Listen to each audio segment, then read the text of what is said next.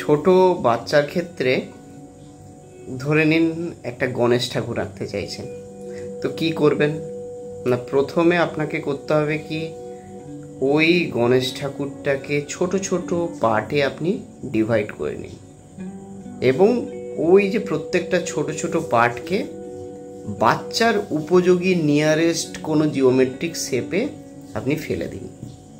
এবার গণেশ ঠাকুরের মুখটাকে আপনি বা বাল গণেশের মুখকে আপনি একটা ছোট সার্কেল মধ্যে ঢুকিয়ে দিতে পারেন, অথবা আপনি করতে পারেন কি, বাচ্চাকে অ্যাট্রাক্ট করতে পারে হার্ট সাইন, লাভ সাইন, এরকম একটা পান পাতা, এরকম একটা ছোট পান পাতা এঁকে নিন।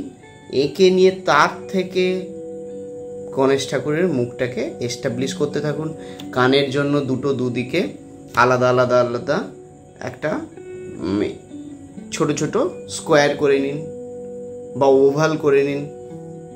তারপরে সুরটাকে এস্টাবলিশ করুন।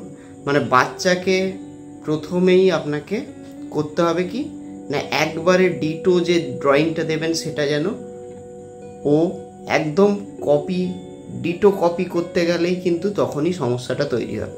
সে প্রথমেই পেয়ে যাবে ভয়, এবং তার ফার্স্ট সাইকোলজিক্যাল যে প্রবলেমটা তৈরি হবে সেটা হচ্ছে সে কোথা থেকে শুরু করবে।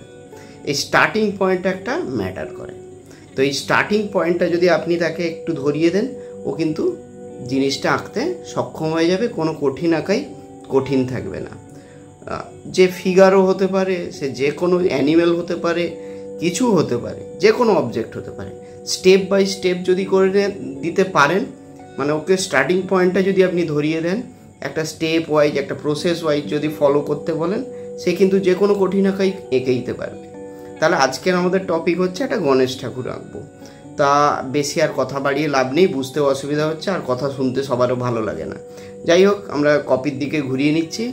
গণেশ ঠাকুরের একটা ছবি স্টেপ বাই স্টেপ কীভাবে আঁকছি একটু দেখে নেওয়া যায়।